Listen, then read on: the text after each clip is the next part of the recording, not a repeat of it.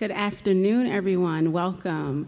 Thank you all for your patience. I know some of you showed up earlier, and as I explained, there's just so much going on in Annapolis today and in the surrounding areas, so we wanted to give folks some time to trickle into this very important program today. So I am Sabria Hassan Ismail, the Director of Programs here at the Banneker-Douglass Museum, your state's museum on African American history and culture.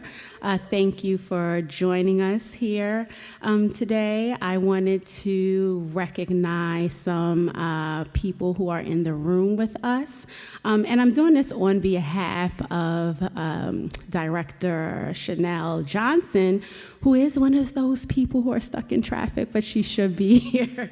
She should be here shortly. We have some of our amazing staff here with us today. I saw Martina Dodd, who, okay, she is here. She's our curator of collections. We have Taja Cropper, who is our amazing marketing coordinator. And then we have some new staff. We are growing here at the museum, which is so exciting. And in that we have new staff, Miss Leslie Rose, who is our new exhibitions manager. I'm so happy Leslie arrived today. This is actually my first time meeting her here on site, and she jumped right in. So thank you, Leslie. And then, of course, we have with us, he's not an official staff member, but he's an official staff member and like family, Mr. Thomas James, who is the guest curator of this amazing, our current exhibit, Revisit, Reimagine, which is here in this room that you're sitting in, which is the old Mount Moriah Church. He was able to transform it into what you see today. So thank you, Thomas, who is here joining us. And then, of course, this event today is the birth of a partnership. And here at the museum, we really, really love partnerships. We welcome them, especially with folks like Maryland Humanities. So I wanted to take a moment and welcome Maryland Humanities CEO Lindsay Baker to the mic to give a couple of remarks.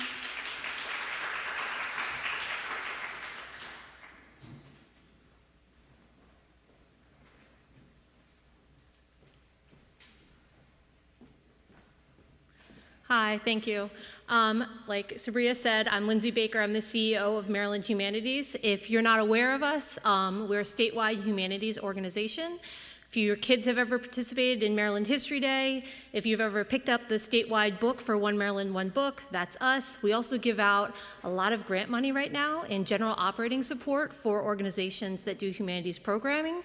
So if you run one, if you're on a board, if you have a friend who's on a board, please come find me. I will give you a card.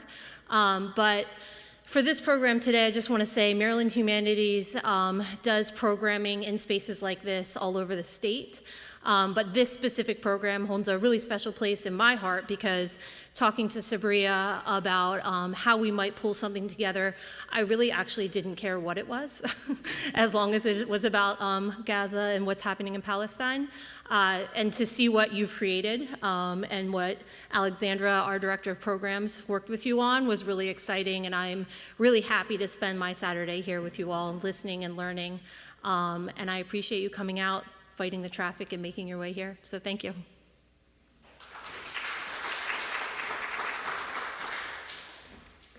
It's always good to let the people talking about grant money get on the mic. But no, truly, Lindsay is one of those, you know, you meet people and just the authenticity pours out. So if she is saying it, I would suggest you all take the time out and just chat with her. I had something prepared, but I'm just gonna go off and not do that. But I did want to just really briefly talk about the importance of this and what it means to me as a museum practitioner. I think for a lot of people, some months ago, the Maryland Commission on African American History and Culture, they were kind enough to publish a short essay I had written on the importance of historic preservation, especially during times of unrest and war. And after the release of that short essay, I received a lot of emails. And they were all good. And it was there were people, because we were worried, we didn't know, but we were prepared for what could have come, because you just never know. But there were people just talking about in that moment how they felt so like almost useless, right? It was like you see things going on, you see oppression around the world, and it's like, what do you do? And that was really, why I wrote that essay. I think as a musician, I am not a musician. As a museum practitioner, it was all I had in me. And that's what led to actually this actual program. It's like, what do I do? Like, Sabria, what do you do? You're not on the front lines. But I do have a platform to be able to bring people together, to have these very important conversations. And so that is why we are here today. And we are welcoming Dr. Fischbach into our space. And we're really excited. So I'm just going to briefly share a short bio on Dr. Fischbach, and then I'm going to hand the mic over.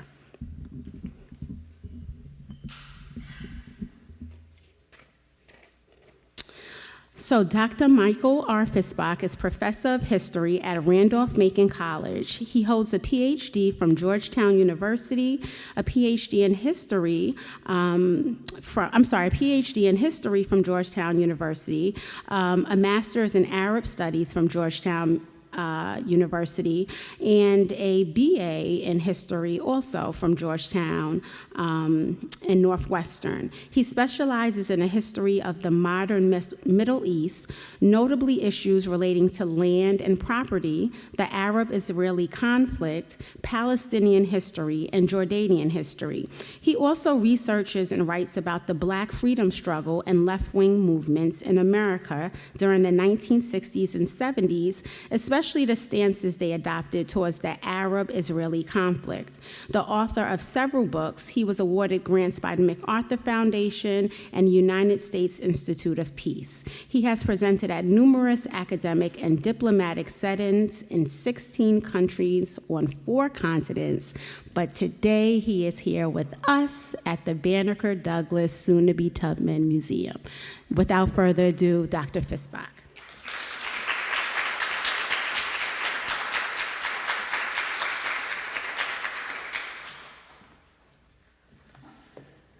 Thank you so much. It's a real pleasure to be in Annapolis.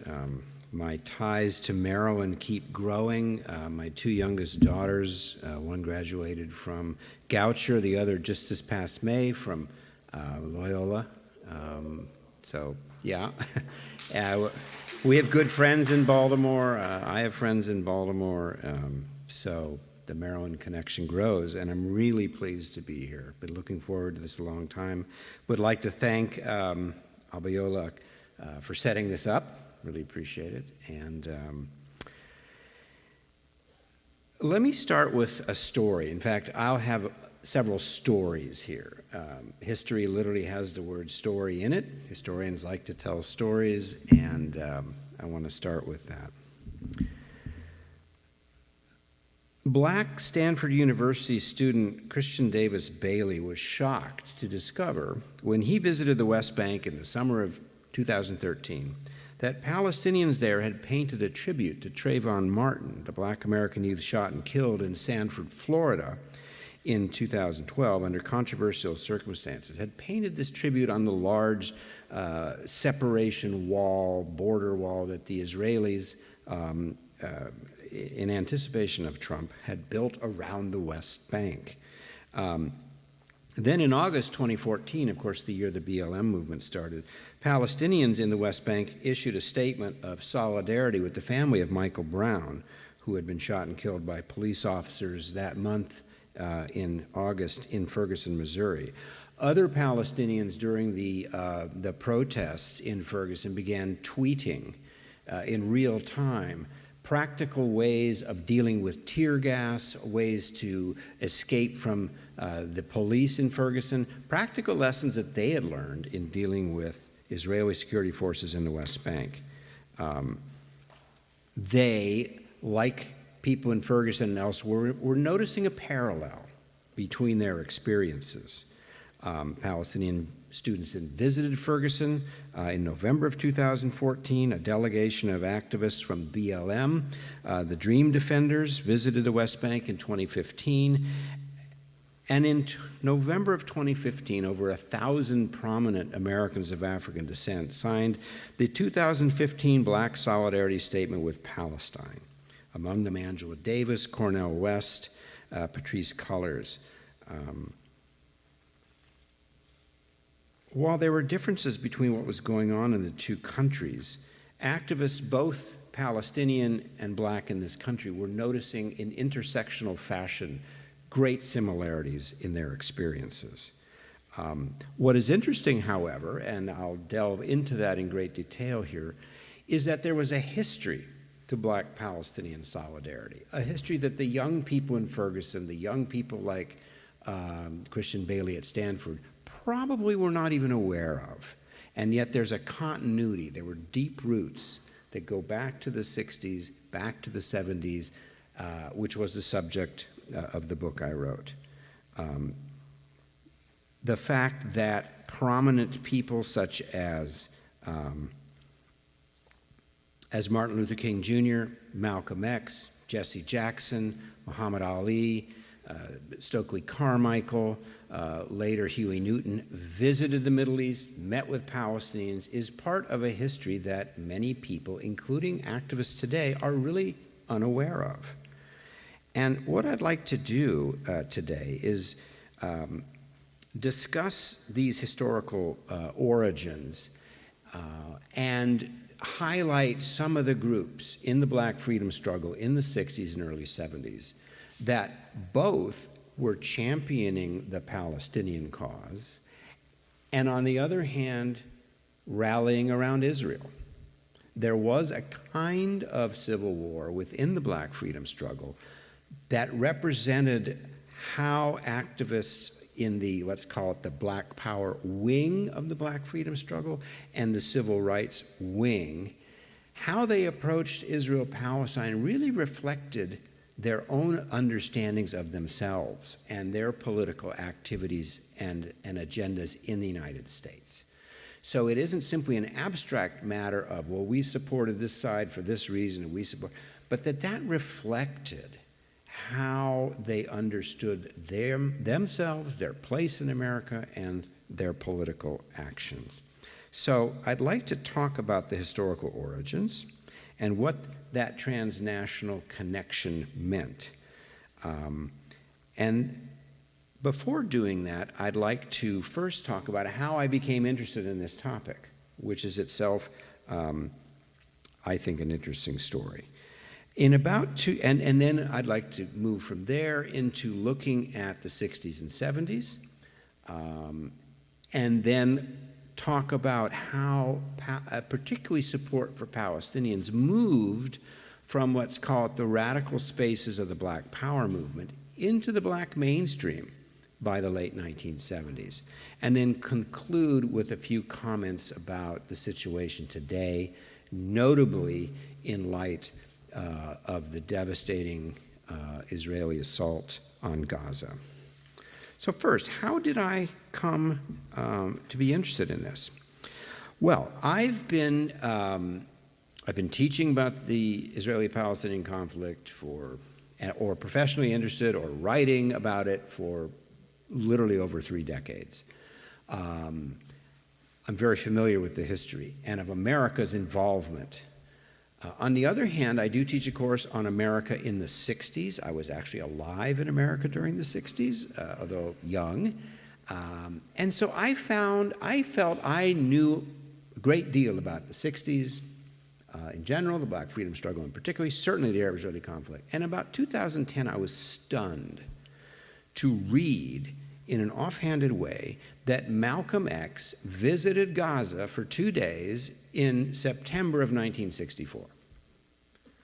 And I about keeled over. I said, wait a minute, let me get this straight. Malcolm X went to Gaza.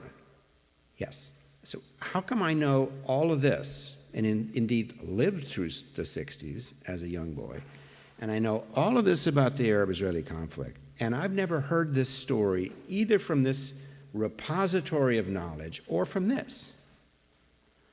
And that prompted me to do the research that led to this book. And in fact, it was a wider project that also looked at how the Arab-Israeli conflict affected and once again divided the largely white left. It was part of one project, and it ended up in 2 different books. Because from this end, I also, at about the same time as finding out about Malcolm X, I discovered that, in a very offhanded way, that the LSD king of the 1960s, Timothy Leary, went to Beirut to meet with Palestinian guerrillas. I was like, the LSD king in Beirut? Boy, there's an LSD trip if I've ever heard one. And I was like, I've never heard of this. And so we can have a whole discussion about, is this deliberate erasure? I mean, why is it that people today are really unfamiliar with this, including people deeply embedded in activism for Palestine, Black Lives Matter? You know, how come we don't seem to know this? And that's an interesting conversation to have. So that's how I became interested in it. I took several years of really deep research. I was interviewing people in different countries, plowing through archives and microfilm, and came away with a lot of thoughts at the end of this process, which I can talk about later, things that really struck me about this research and the history that it told me about. But to begin by looking again at the 60s and 70s, let me once again start with a story. On September 4th, 1964, an Egyptian government car departed Cairo and headed east across the hot Sinai Peninsula. One of the passengers, before eventually arriving in a town called Khan Yunis in Gaza, which was crammed full of Palestinian refugees who were no longer allowed back in their homeland after 1948 by Israeli authorities.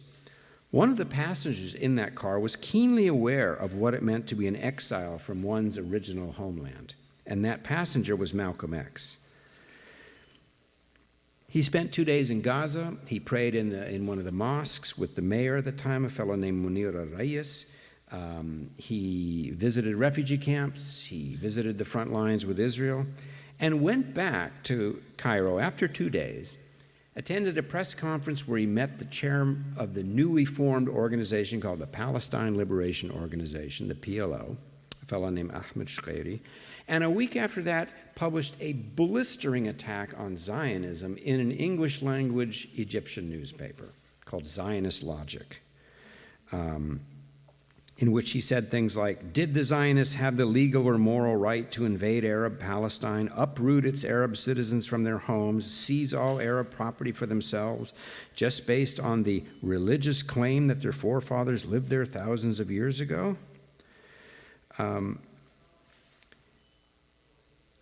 Malcolm X's visit to Gaza is symbolic of the embrace by the Black Power movement, or as I say, the Black Power wing of the Black freedom struggle, in embracing the Palestinian cause.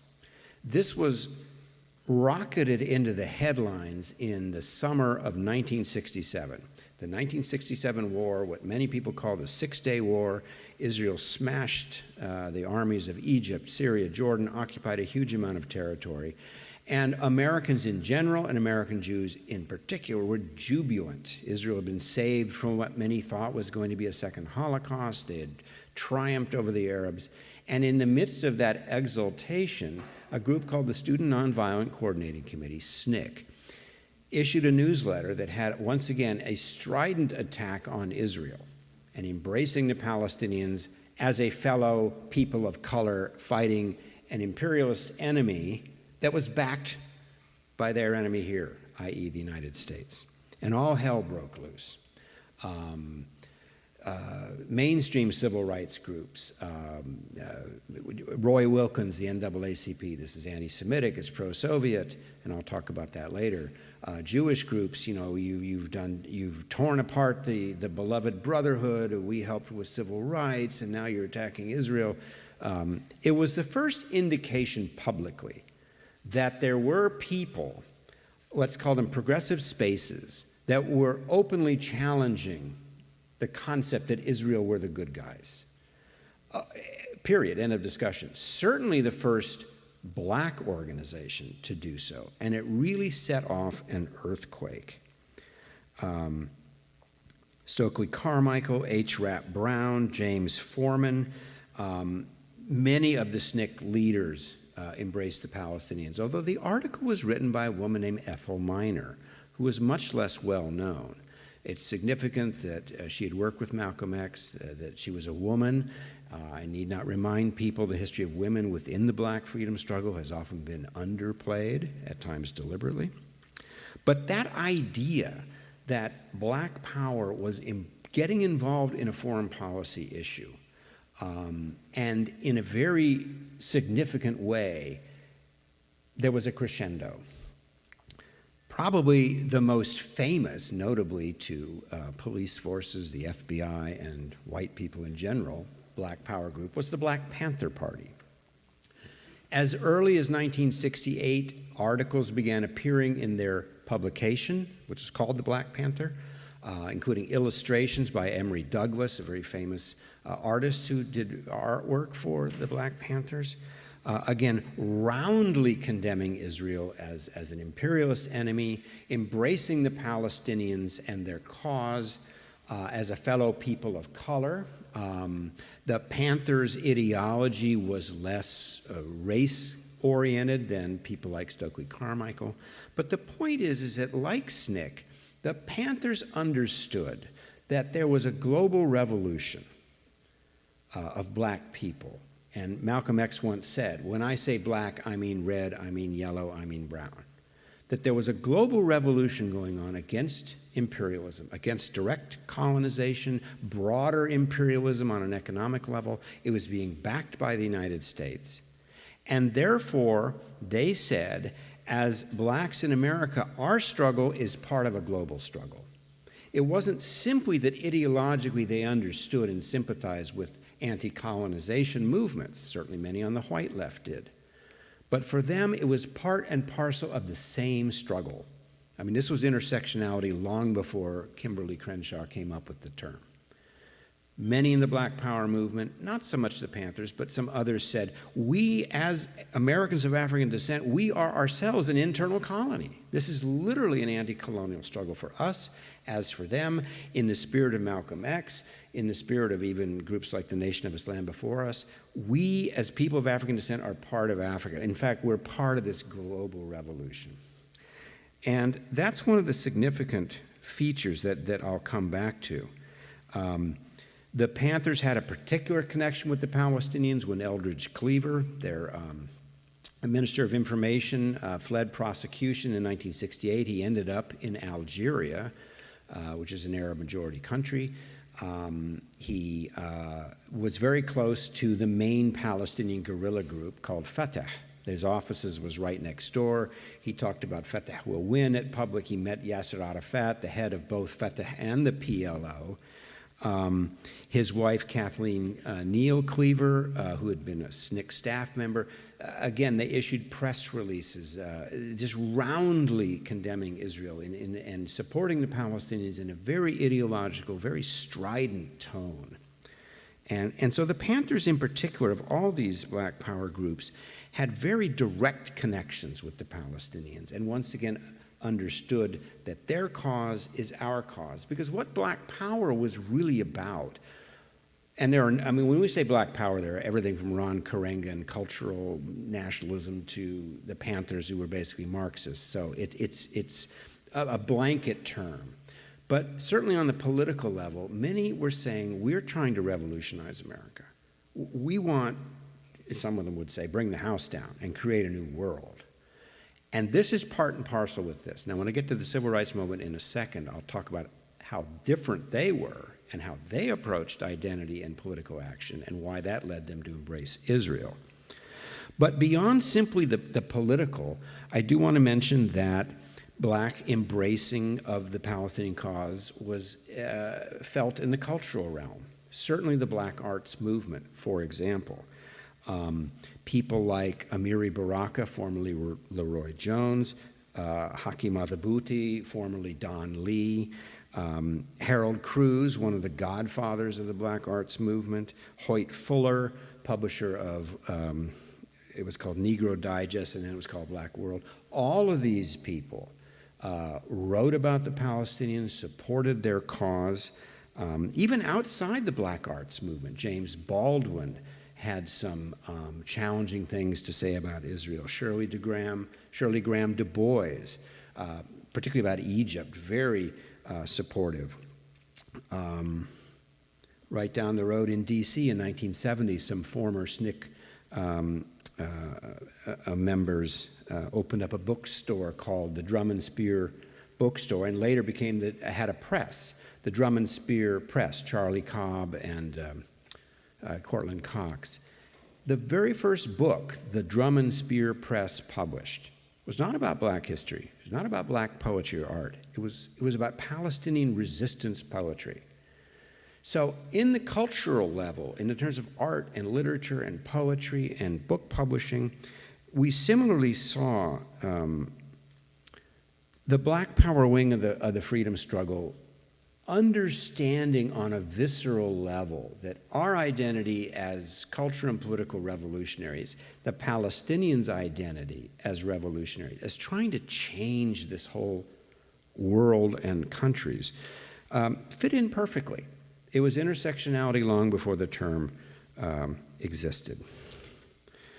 Now, other people associated outside the world of the arts, outside of politics, certainly embraced the Palestinians in the age of Black Power. Perhaps the most famous was the trip made in March 1974 by the boxer Muhammad Ali. Newly, that was right before the rumble in the jungle in Tanzania. He was back fighting, and he went to Beirut. He had a press conference where he said America is the headquarters of Zionism. He went to southern Lebanon, visited refugee camps, and said, you know, the Palestinians will win while Palestinian guerrillas were shooting in the air. Again, a story about, in 1999, Muhammad Ali, Time magazine called him the athlete of the century. Everybody wanted a piece of Muhammad Ali, from George Bush and the Presidential Medal of Freedom.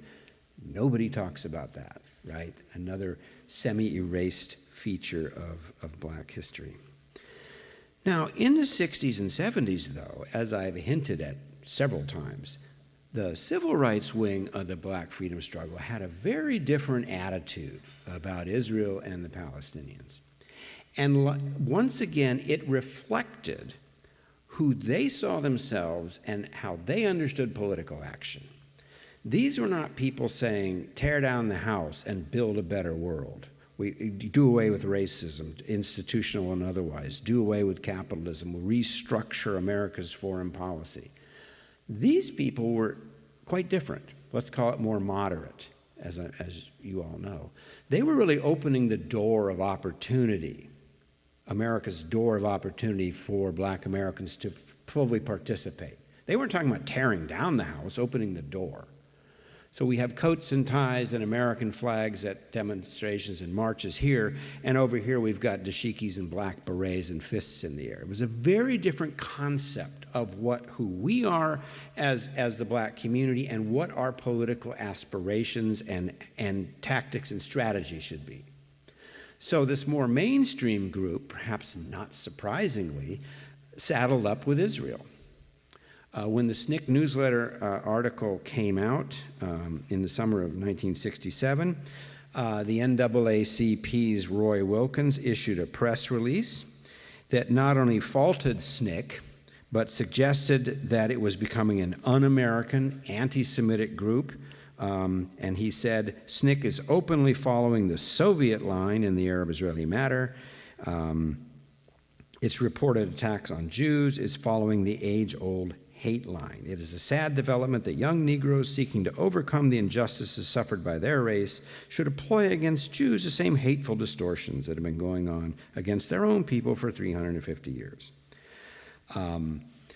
Wilkins and many of the Big Four and others in the civil rights movement were very nervous about SNCC already by 1966 when Stokely Carmichael used the term Black Power. There was a lot of unease. I talked to a guy on the phone, a white guy who was at a meeting with A. Philip Randolph and Bayard Rustin. He said Rustin slammed his fist on the table and said SNCC is a dangerous organization because it upset this whole work within the system apple cart.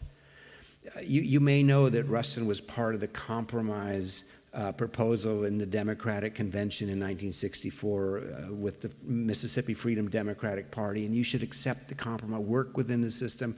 Rustin talked about working within unions and Jewish groups, and his famous from protest to politics. That's civil rights people. And for them, the mainstream approach was supporting Israel. This was as American as apple pie.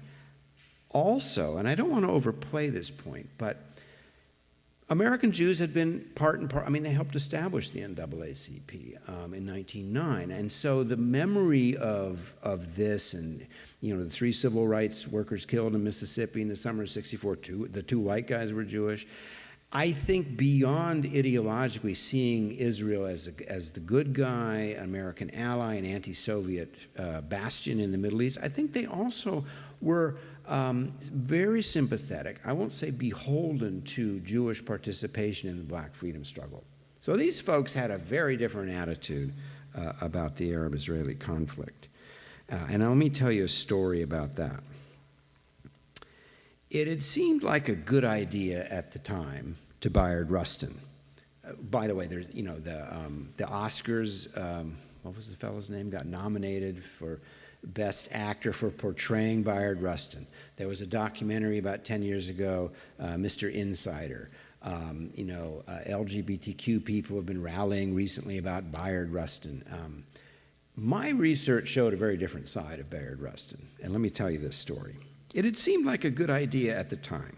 In mid-1970, the 58-year-old socialist, pacifist, labor advocate, and civil rights activist who had helped put together the 1963 March on Washington, Bayard Rustin, was a passionate supporter of Israel, called by some Israel's man in Harlem. Placing a strongly pro-Israeli ad in the New York Times and the Washington Post, signed by dozens of prominent Black Americans, he felt would go far in counteracting hostile Black power attacks on Israel, and in the process would assure American and Israeli Jews that there were some African Americans who did not denounce Israel. Despite his pacifist background, he added a final section that many of the signatories were not aware of, a section that supported the idea of selling advanced fighter jets to Israel. The ad was called An Appeal by Black Americans for United States Support for Israel. It was signed by many, many famous people. And Black Power advocates were outraged. One calling him an Uncle Tom, groveling to get the approval of Jews. And he weathered the criticism and was pleased with the outcome, but later in life, he conceded in retrospect that adding the sentence about selling jets to Israel without notifying the signatories was probably a mistake. Rustin's boss, the famous labor leader A. Philip Randolph, was solidly pro-Israeli. As a socialist, Randolph felt Israel is a socialist society. Like many Americans, the idea that Israel was created by immigrants who created a state and a war occurred and 80% of the native Palestinian Arabs fled or were driven out, never allowed to return, their villages destroyed, in like fashion to what happened to indigenous nations in this country following the arrival of whites, was really not on the radar screen of people like Rustin and others. And he was not alone. People in CORE, people in other groups that were typical of the mainstream civil rights movement similarly sought to distance themselves. Whitney Young among them, to distance themselves from Black Power criticism of Israel, not only because they were already upset that Black Power was scaring white Americans and cities were going up in smoke and they might be associated with that, but also to assure supporters, financial and otherwise, Jewish and non-Jews, that there were Black Americans who were not joining this attack on Israel, and oh, by the way, not part of everything else that Black Power is saying. And Rustin, by far, was the champion of that line. In fact, in 1975, when Black Power was really practically gone, at least on a political level, he formed a group called Black Americans in Support of Israel Committee. Again, to drum up support, to show the documents in his archive show very clearly, we want to show people, including American Jews, that not all blacks are doing this stuff. Embracing the PLO and so on and so forth. So it again reflected a different understanding of identity. We're Americans, yes, of African descent. We're opening the door of opportunity. We're working inside the system for change, hopefully not gradual, versus people saying, the whole system needs to change in revolutionary fashion. And so that sense of identity and tactics, again, at the risk of repeating myself, was reflected in how they viewed Israel's struggle with the Palestinians. One more story, because we're clearly not mentioning someone very, very important here.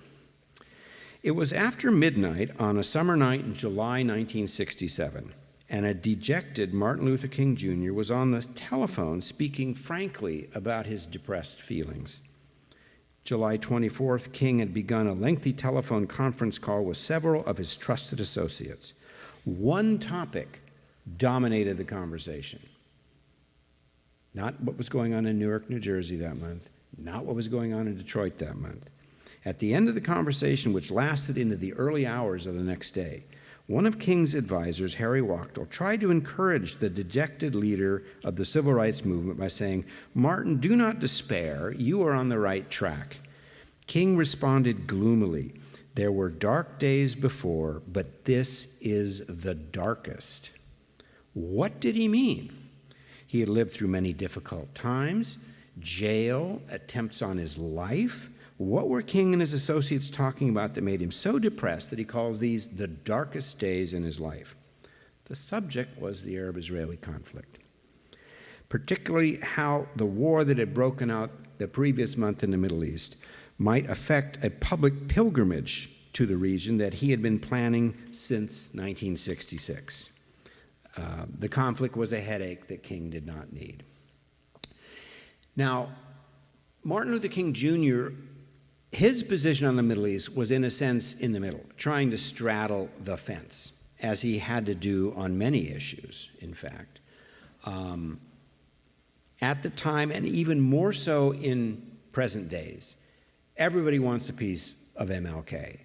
MLK is valuable currency. And so today, talking about the conflict, you see supporters of Israel and the Palestinians. Everybody wants to say, well, King was really supportive of us. So what did he think? In 1959, in March, he and Coretta Scott King were returning from a seminar on Gandhian nonviolence that was held in India. And on the way home, they flew to Beirut and took a plane to Qalandia Airport in Jerusalem, which was then under Jordanian control.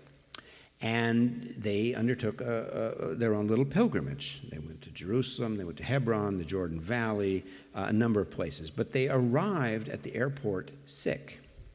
And someone at the airport called a local, from a well-known family of Armenian physicians in Jerusalem. I mean, Jerusalemites, part of the Arab culture, but ethnically Armenian. And they said, he's sick. Can someone go to their hotel and see what's wrong? And so this young doctor, his name was Viken Kalbian, went to their hotel. I talked to him. I didn't ask, he didn't say, HIPAA regulations, what was wrong, but he just said, let me say it this way. Most Americans that the embassy or the consulate would call me and go treat were dealing with just travel illnesses. So I said, okay, they were just, diarrhea or something. And he told me that when he was done treating them and got up to leave, that Martin said, wait a minute, we'd like to talk. We've never heard the Arab side of this conflict. And Kalbian himself was a refugee from 1948. While not ethnically Arab, his family had left their home in a well-appointed neighborhood in West Jerusalem, never to return. So MLK heard the story of the Palestinian refugees from 1948 directly from someone who had experienced it.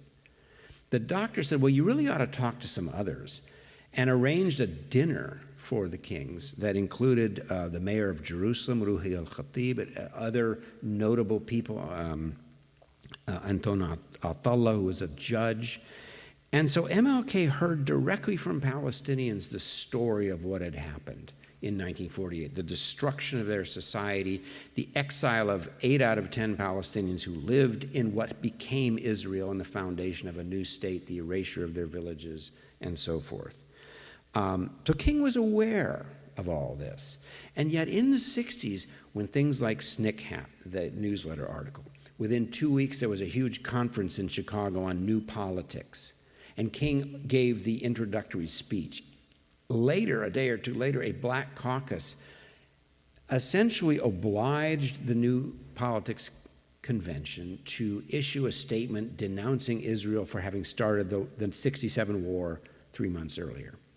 And again, all hell broke loose. 6 major Jewish groups telegrammed King, you should issue a statement distancing yourself from all this, because even though you weren't there, you gave the opening speech, you may be associated with this radical Black power denunciation of Israel.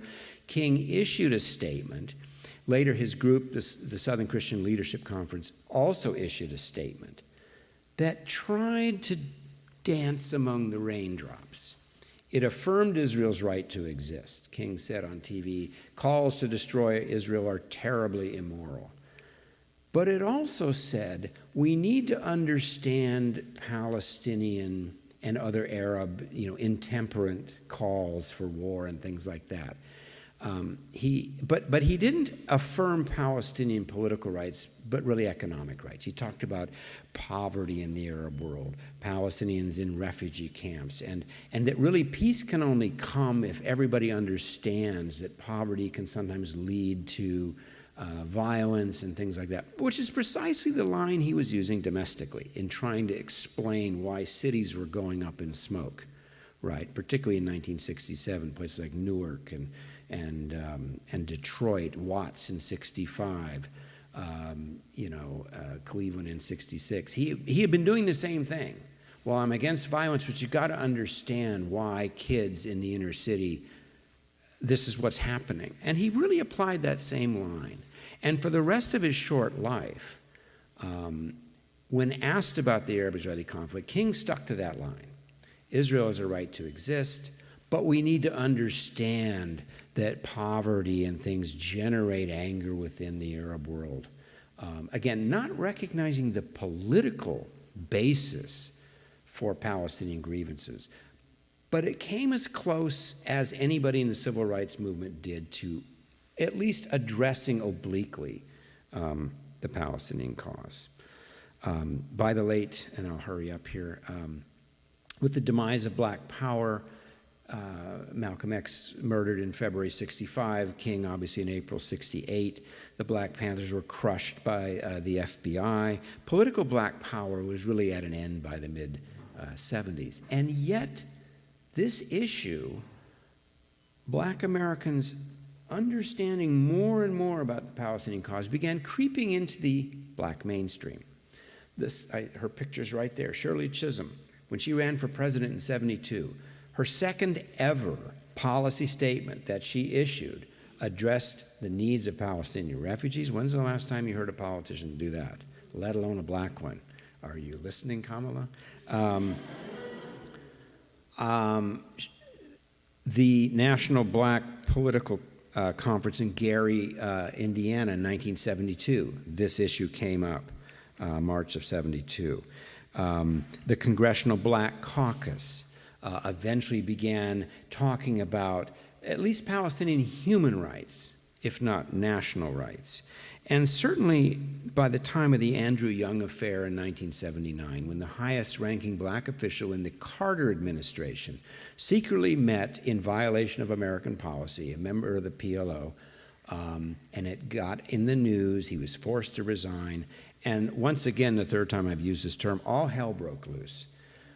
The SCLC, NAACP, there was even Rustin, there was a huge meeting in New York City of furious black leaders saying, the highest level black official in the Carter administration gets fired for daring to have a secret meeting with the PLO, when, oh, by the way, we just found out that the American ambassador to Austria, Milton Wolff, a Jewish industrialist from Cleveland, met 3 times with the PLO, and he didn't get fired.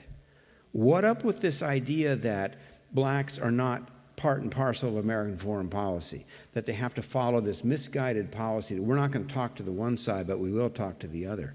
That led to the Southern Christian Leadership Conference, which at that time was under Joseph Lowery, undertaking a visit to the Middle East in the second half of 1979. They met with Arafat. They proposed what they called the SCLC Peace Initiative to work as peacemakers. The Israelis refused to meet them, so they only went to Lebanon. 3 or 4 weeks later, there was an interesting relationship between the SCLC and Jesse Jackson. Jesse Jackson did the same thing, went to the Middle East, met Arafat, met some other leaders, including the president of Syria, the president of Egypt, once again saying, whatever happened to Andrew Young, we American blacks have a role to play in American foreign policy, just like Jewish Americans, Greek Americans, Irish Americans, championing their people's cause. We have a right to get involved, but trying to bring peace. So by 1980, groups Trans-Africa, like I said, the Congressional Black Caucus, the American Committee on Africa, understanding and at least sympathizing, at least with the human rights problems facing the Palestinians, if not the national rights, had crept into the black mainstream. So the struggle in the 60s between the civil rights approach to the conflict and the black power, even though this classic civil rights movement was gone, even though the classic black power movement was gone, this issue of the Arab-Israeli conflict continued to filter into the black mainstream, notably tilting toward understanding Palestinian concerns in the Middle East. Finally, as for today, I opened up by saying that the emergence of the Black Lives Matter movement in 2014 saw a host of intersectional conversations, tours, statements in which Palestinians facing tear gas and bullets from security forces, facing fences, facing discrimination based on ethnic identity, was something that people in Ferguson, people in Baltimore, people in Charlotte could viscerally understand, even though I think many of those young people had no clue of the history I've just talked about. It was classic intersectionality. We instinctively get what you're going through. I've referred to something I call the global gated community, okay? And in America, there are literally gated communities, but on a global level, there are a tiny fraction of the human race with power, with socioeconomic and political power, with wealth, with privilege, literally surrounding themselves with walls and fences that are patrolled by armed people, quite happy to kill people who seek to breach that wall and attain the fullness of their humanity.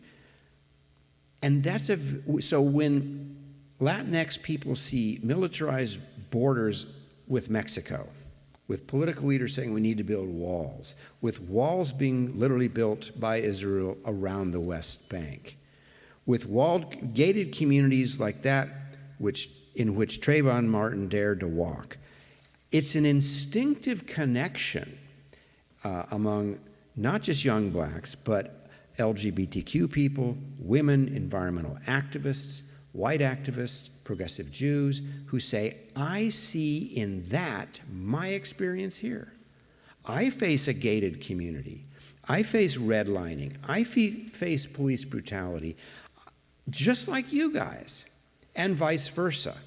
Indigenous American Indians have traveled to the Middle East and said, this is like life on the res. That's what one guy said. This is like life on the res. The minute I get out of here, I'm in enemy territory. He said, so when I see Palestinians daring to try to go to an Israeli settlement in the West Bank, he said, this is very familiar to me. Latinx activists saying, when I see U.S. border guards asking for anybody who looks vaguely Hispanic their ID card near San Diego, and I visited the West Bank and saw how many times Israelis had checkpoints asking for people's ID, I get that. When Indian activists say, you came in, took over territory, and we got shunted off over here, yeah, I understand what the Palestinians are going through instinctively. So this global gated community idea that I came up with, I think is what motivates that kind of solidarity today. Not so much ideological anti-imperialism or carrying on the struggle of Stokely and the Panthers, so much as young people who can access the Palestinians' experience directly on social media, who are facing similar things here at home, I get that. I instinctively embrace that. And let me close by saying that since last October, I've been approached by journalists from France, from Japan, from the United States, from various groups, from museums, asking me, why is it that Black Americans are prominent in protests against the Gaza war? Why is it 1,000 Black ministers signed a statement last fall calling for a ceasefire? Why is it that on student encampments we see Black protesters?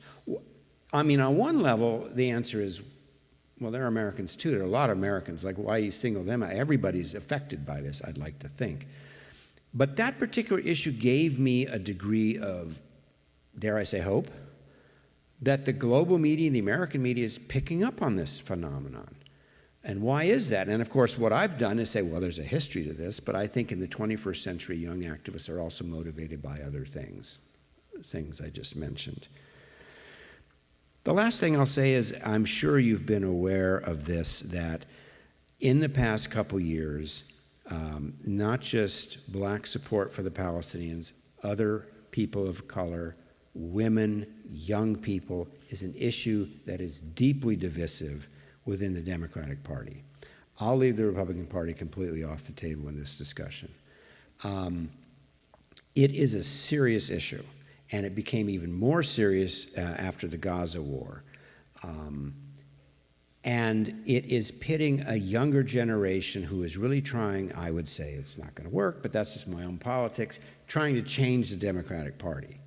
Young people, the squad, okay, two of which were defeated by a lot of AIPAC money, against the Democratic establishment, the Joe Bidens, the Nancy Pelosi's, the Chuck Schumers, the Hakeem Jeffries, the Cory Bookers, and yes, the Kamala Harrises, okay? I watched a part of the debate when she said about the Middle East, Hamas on October 7th crossed over and butchered people. They did. But then she said, but 40,000 Palestinians have been killed. Passive voice, have been killed. Who killed them? Somebody from Mars?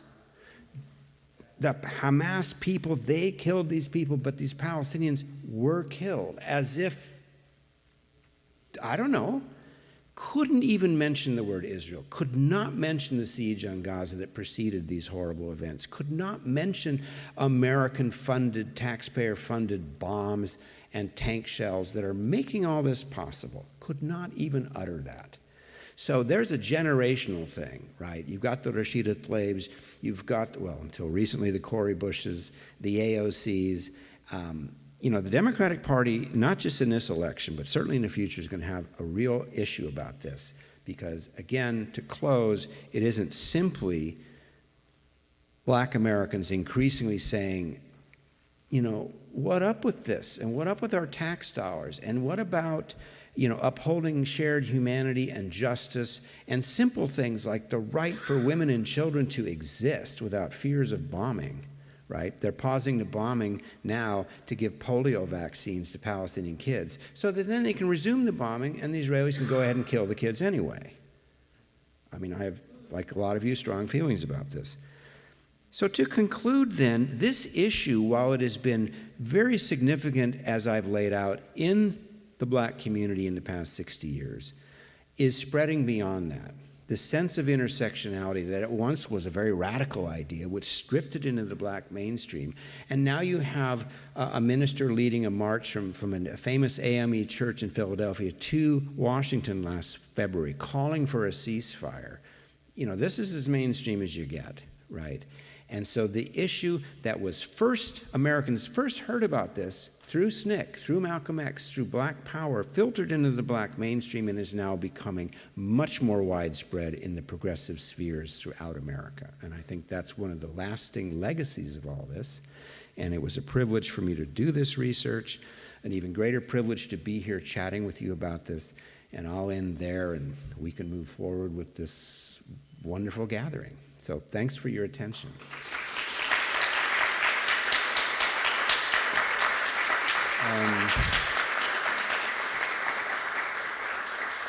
I'll let the organizers tell me what to do here. Okay.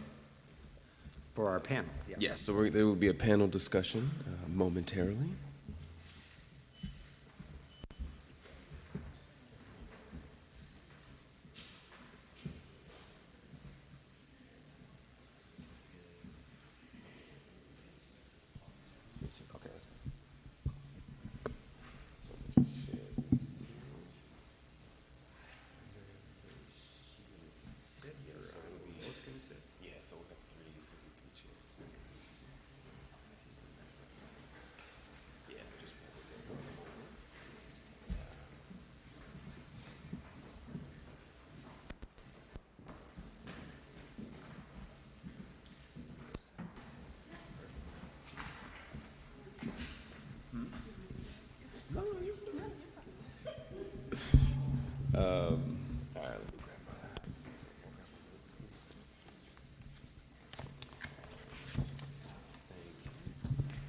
All right, hello everyone. My name is Thomas James. I am the curator of Revisit Reimagine, the exhibition that we are sitting in right now. Yay. Thank you. I want to thank you all for being here. This has been an incredible experience thus far, and now we are going to have a panel discussion between myself, Dr. Michael Fischbach, and Susan Muaddi Darraj. All right. And I'll read her brief bio momentarily. So we're going to discuss for probably about a half hour of questions, and then we're going to open it up to the audience to ask questions. So I just want to ask for you all's attention once again, and please feel free when it's time to ask questions, don't be shy. So here we all can take our seats. And we're going to share the mics.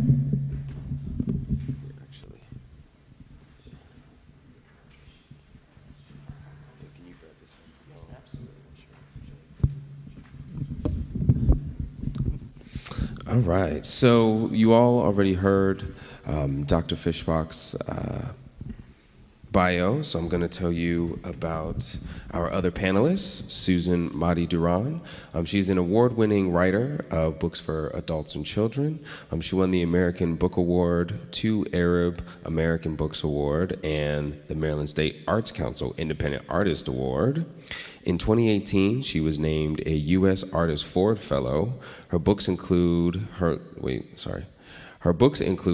short story collection, A Curious Land, as well as the Far Rocks Kids book series. She lives in Baltimore, where she teaches creative writing at Hartford Community College and the Johns Hopkins University. And her new novel, Behind You is the Sea, which gives voice to the diverse residents of a Palestinian American community in Baltimore, depicting the intersections of class, generations, and religion. This book was published in January 2024 by HarperVia.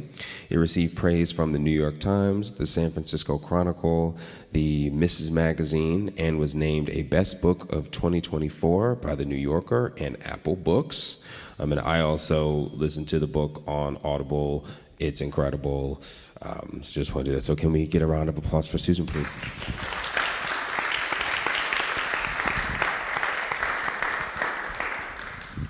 All right. Perfect. Well, again, thank you both for being here on this panel.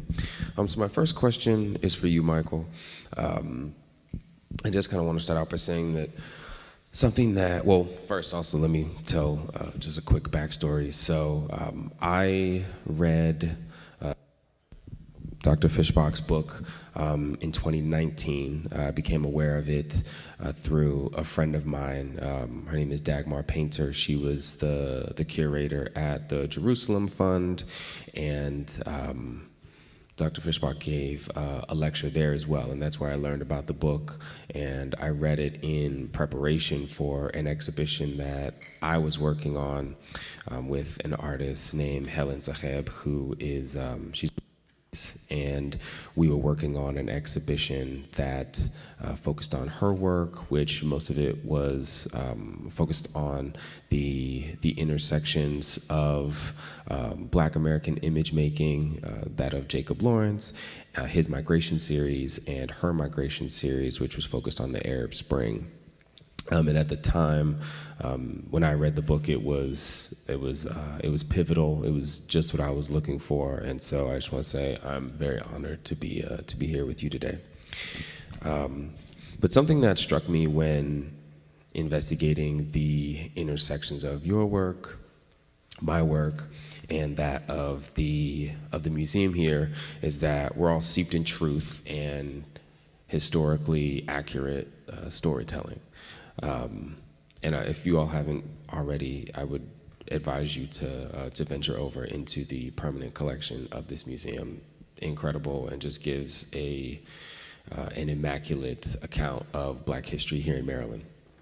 So because of this, when I was rereading portions of your book, I understood much of the storytelling to possess an unspoken empathy and understanding for how leaders made decisions based on how complex these issues are. Throughout the book, you write about leaders such as Bayard Rustin and Roy Wilkins, who were not only pro-Israel, but were critical of the Arab world, as well as many Black movements such as SNCC, as well as the Freedom Riders, all of which have, we have images and are featured here in this exhibition. So from my perspective, Black Power and Palestine humanizes a lot of heroes and icons through this contrast, while Revisit Reimagine attempts to accomplish this mainly through domesticity. So can you talk about, was there any intention to do that, to be able to humanize these leaders and icons that we have? And what are your immediate thoughts when thinking about how icons and leaders are viewed in the U.S. today and throughout history? Wow, great question. I don't think I consciously wanted to humanize so much as tell a backstory that could explain to people, notably of the Black community, the nuance and the complexity behind some of these one-dimensional figures that we see as this and this, that there was, as you mentioned, a lot more going on. I will admit that in trying to humanize Bayard Rustin, that a certain degree of personal animus came out. I stand by my work. It has been accused of being very unbiased. I let facts and stories speak for themselves. But that particular person as well as, I will say, M.L. King's experience.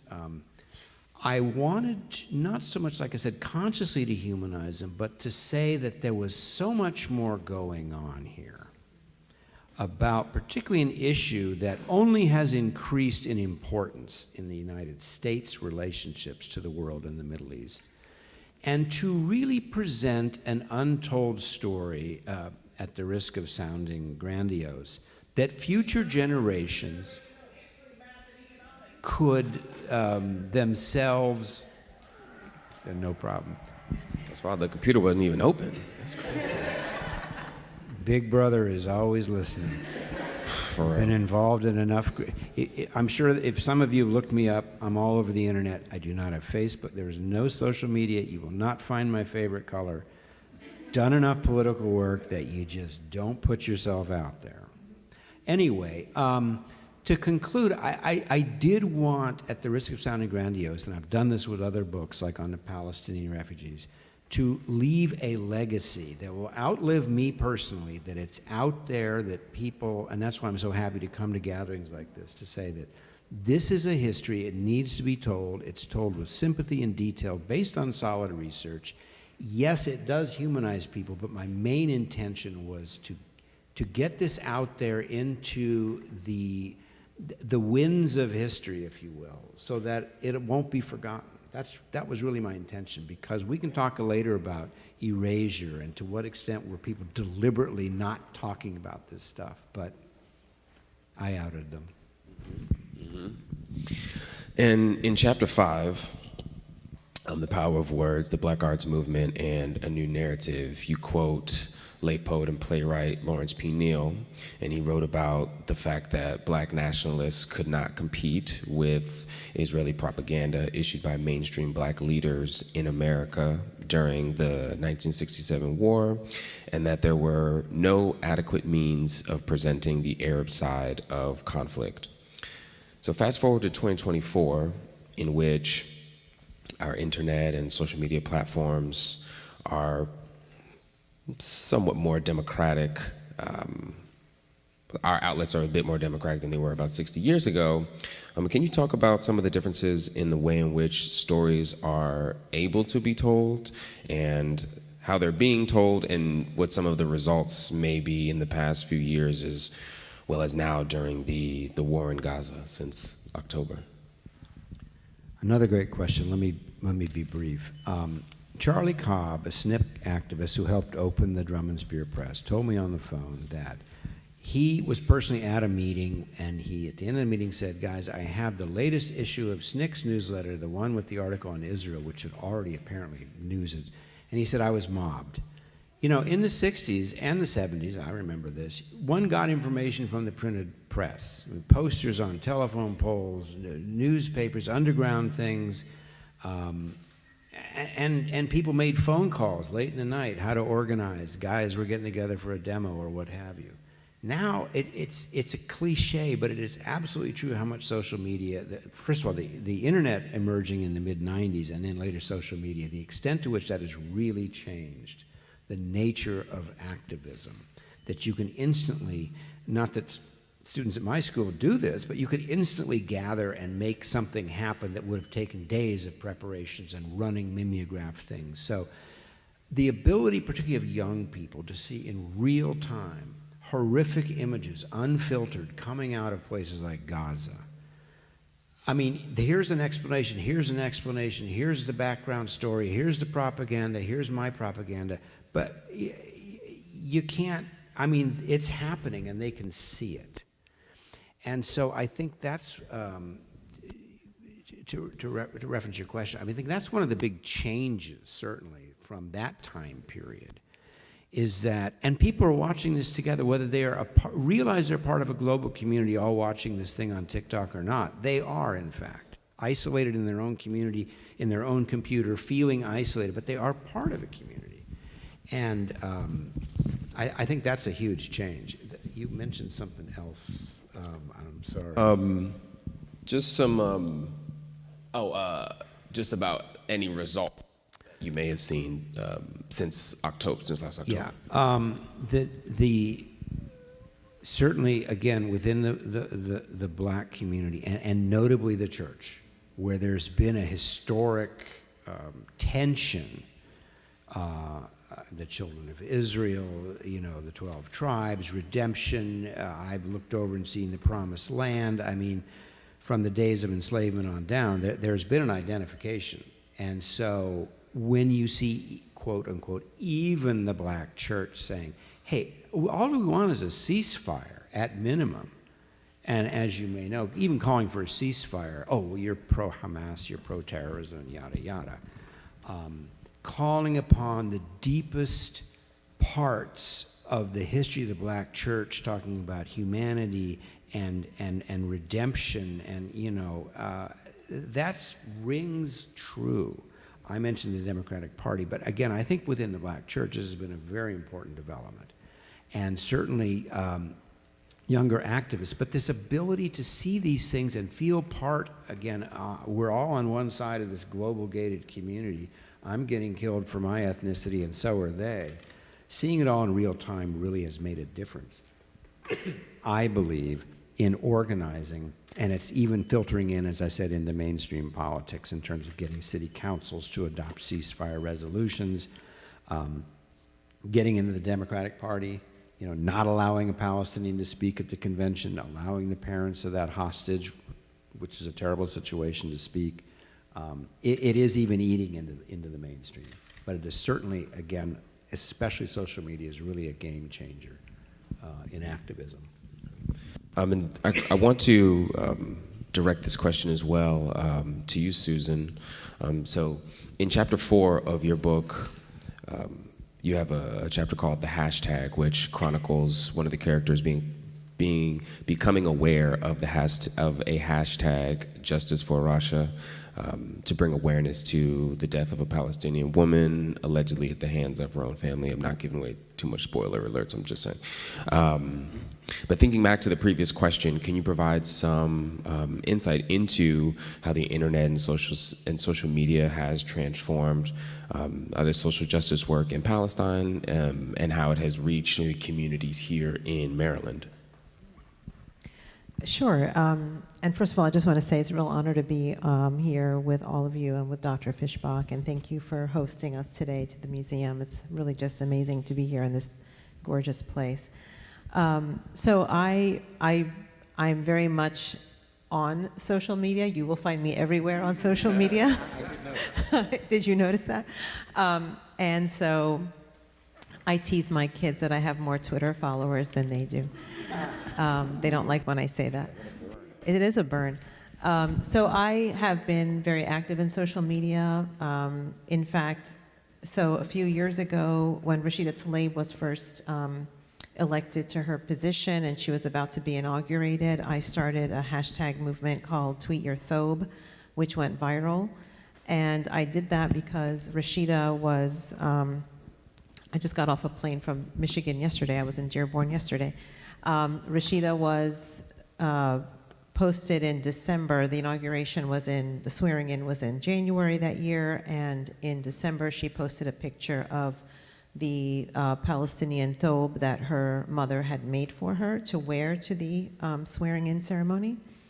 And Breitbart News got a hold of that photograph and said that she was going to be wearing Hamas garb, and this was the start of Sharia law entering Congress and all of this kind of junk.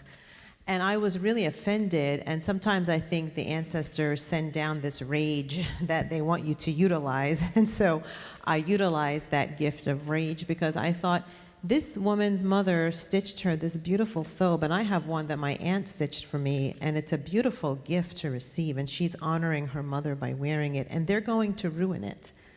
So I started a movement called Tweet Your Thobe. I put out an idea on Twitter that the day of the inauguration, all of us Palestinian women, we should all wear the thobes that our mothers and ancestors made for us and tweet pictures of them on that day. I immediately got a lot of hate on Twitter. I had some threats directed at me to the point that I decided to go underground. I started a private Facebook group of people to see who would be interested in doing something like that. And within a week, I had like 20,000 people interested. And the day of the swearing in, we went live with our tweets at 10 a.m. I had to teach Palestinian grandmothers what Twitter was. They kept calling it Twitter. What is Twitter? It was great. But we actually flooded the internet with images of power and beauty, and it was amazing. And like by noon that day, like the New York Times was trying to find me. It was really nice to try to be found by the New York Times. So I do believe in the power of social media to make change, because that Breitbart story got buried. Whatever Fox and Breitbart were planning for that story got buried. So it was really very powerful and wonderful. And in that particular chapter that you reference, that chapter is about the fact that there's a young woman in Palestine who's been killed by her family. And there's a hashtag movement that starts to demand justice for her, justice for Russia. It's actually based on a real story that took place in the West Bank. A few years ago, there was a young woman named Isra Ghraib who was murdered by her cousins and brother. And the Palestinian community around her did not believe the family's story that she had died accidentally. And they started a hashtag called Justice for Isra. And so they were able to, through their activism in the West Bank, they were able to cause enough awareness of her suspicious death that the body was exhumed, and in fact it was found to be murder, and there was justice that was done finally. So I wanted to sort of like pay tribute to that young woman, and also talk about the ways that Palestinians themselves are using social media. Of course, as Dr. Fischbach said, during Ferguson, Palestinians were very active on social media, giving advice to young folks in Ferguson about, keep a sliced onion in a Ziploc bag with you and things like that. If they use tear gas, that's what you do. And all this advice was being shared on social media, and it was quite amazing to see. So social media is a game changer. I second that, absolutely. So with all, with these talks of this type of communication, also comes a lot of censorship. And so over the past few months, we've seen a number of exhibitions and other programs getting canceled due to pro-Palestinian viewpoints that are critical of Israel, or even just pro-Palestine in general. In addition to direct censorship, internally, I'm sure many of us have seen a lot of self-censorship, a more proactive approach and model. And can you hand me that book? So the other one. Thank you. And so I wanted to read a short excerpt from an essay written by Jack Persikin titled "Navigating Censorship, A Case for Palestine." And I would like you both to respond.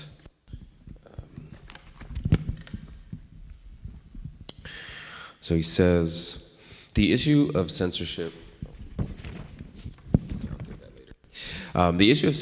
creates a moral dilemma for cultural practitioners, professionals, and institutions if they self-censor the exhibitions and programming that they deliver in order to retain certain patrons, avoid offending the public, or evade run-ins with governments. Cultural institutions risk alienating artists and becoming threatening instead of supportive. On the other hand, if cultural practitioners are not subtle enough about the way they share challenging messages, they run the risk of failing to support meaningful discourse in society. So after reading that, do you all have any initial thoughts? And the reason is, one, because we're here in this cultural institution, and I think we're all one. The museum is. I'm happy that they are encouraging this type of programming, and I think from what is being said, all of us have embraced a certain level of bravery to continue to speak truth to power. So so any responses that you may have about that? So Palestinian voices have always been censored, right? The fact that Dr. Fischbach is digging up some of these moments that have been erased from the sort of like American history timeline is very telling. So I'll say a couple things. One of the ways that Palestinian voices specifically have been silenced is that there's always this attack that that's made that like expressing solidarity with Palestinians or expressing the very radical notion that Palestinians are humans is somehow anti-Semitic or causes Jewish Americans to feel unsafe. And while we know that anti-Semitism, it's not just made a resurgence, it's always been here in this country, right? There's many instances of like the Tree of Life synagogue and other such cases of physical harm done to Jewish Americans. When I hear that simply expressing the viewpoint that Palestinians deserve to live in peace and freedom is somehow making Jewish people feel unsafe, it reminds me of the arguments made for example, decimating the AP African American History Studies curriculum, that it makes white students feel bad about themselves. Hearing about, racism, hearing about past crimes of this country against Black Americans somehow makes white students not feel good, in the classroom. And I think that, while we always have to keep an open mind about all of those things, we have to also realize when those things are being used to silence people. Since October 7th, many Palestinian artists and writers have been canceled. Adania Shibli is one of our preeminent novelists, and she was supposed to receive a major prize at the Frankfurt Book Festival. And her award ceremony was canceled because it was thought that maybe people would feel unhappy or unsafe with a Palestinian getting an award. It's actually ridiculous when you think about it. And in my own small corner of the world, I had an instance, an incident that happened in this past October. I visit a lot of schools because I'm also a children's author. I visit lots of schools and libraries. I talk about the power of the imagination. And there was a school that I've gotten a lot of gifts from my ancestors.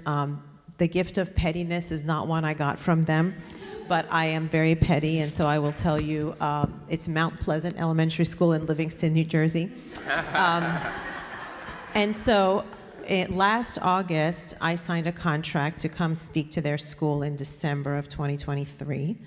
And we signed a contract, we agreed on everything. They even sent me a map of the parking lot to tell me where I should park. Like they marked a little space on the map. It was so cute. And it was the PTA who was inviting me. And racism lives in the PTA, by the way. You all know that. And so October 11th or 12th, I got an email saying that their schedule has changed a lot this year, and they can't host me this year. They'll let me know when they can reschedule. And I said, we have a contract, so guess what? you have a problem. And we went back and forth, and I finally decided not to bring legal action against an elementary school PTA. But I thought to myself, this is really outrageous. It's really outrageous that they're silencing me. And of course, I did the requisite Facebook stalking of all the PTA members, and I know why they're silencing me, because I'm Palestinian, and I was calling for a ceasefire from the very beginning. And also a return of the hostages, by the way. But when Palestinians express solidarity with the families of the hostages, that part of our biography or our platform gets erased. But anyway, so in my own small corner, I've experienced that kind of censorship, and it's tragic. And yet, I will say that in Baltimore, which is a city that I love, I've lived in Baltimore for over 20 years now. I've received a lot of love from Baltimore. And in fact, my book has been adopted by several schools in Baltimore. And, Livingston can bite it. I mean, I have Baltimore on my side, so I'll just leave it at that. The cultural question you asked, in some ways I feel maybe inadequate or unqualified to address. I mean, other than to say the usual cliches. I mean, art's job is to not just represent life, but ask deep questions of life and challenge the viewers And it's always done that. And, you know, for whether it's shut down the National Endowments for Humanities or cancel Palestinian artists, I mean, there's a long history. I mean, you know, the famous example of the Nazis shutting down modern art and ridiculing it. I'm less qualified to talk about things like museums. There are attempts. There's a Palestinian museum in Ramallah. There's a small one now in Washington. People have been commemorating the thobe, the long dress that's exquisitely embroidered. There is cultural resistance. Simply wearing what most people call a kufiya, Palestinians call a hatta, around your neck, whether the red and white or the black and white. I mean, simple facets of daily Palestinian life have become intentionally and otherwise politicized. And in some ways, the Palestinian resistance, as Edward Said once said, just to live as an Arab and dress like an Arab and eat like an Arab, is the way of really combating the sense of erasure of an entire people and not just their culture.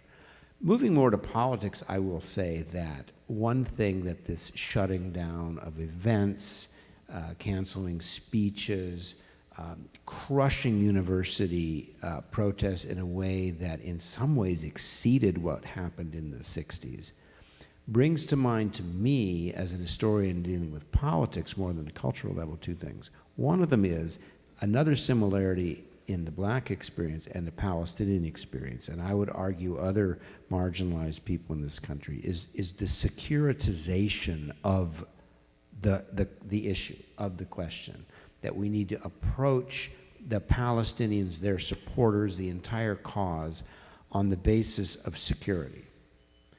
Send in the police to crush demonstrations at universities. Speak about safety issues. I don't remember someone in allowing a permit for a big rally on January 6th of 2021. I don't remember anybody saying, well, maybe we shouldn't issue this permit because there might be security problems, there might be violence. Okay. When people say, oh, you can show up at the state capitol with your guns, I don't hear people saying, well, that might be edgy and encourage violence. And that leads me directly to the second thing. Besides securitizing the whole expression of Palestinian solidarity in the way that our country and certain demographics securitize other people, this is a crime issue, this is a prison issue, is frankly the racial dimension of it.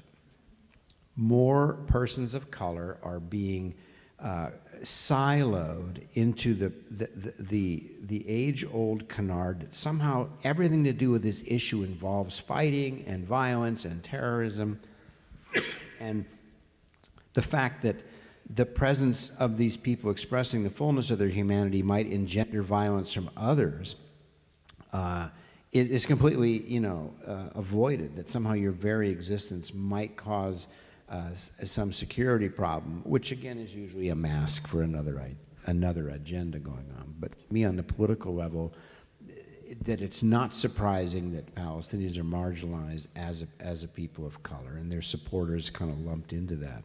But that approaching it like approaching problems facing underprivileged communities in this country are written off as security problems, as police problems, as this is how we deal with this. You put them in prison.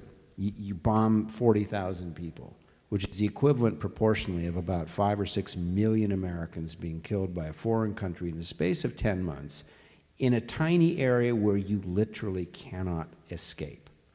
5 or 6 million Americans being killed, to quote Kamala Harris. So to me, I look at those political dimensions of erasure and shutting down and saying, okay, here's another effort to associate this discourse, this humanity of these people as a security problem that we need to deal with. And oh, by the way, the fact that there happen to be people of color kind of fits right in. So that's how I would respond to your very good question. Okay.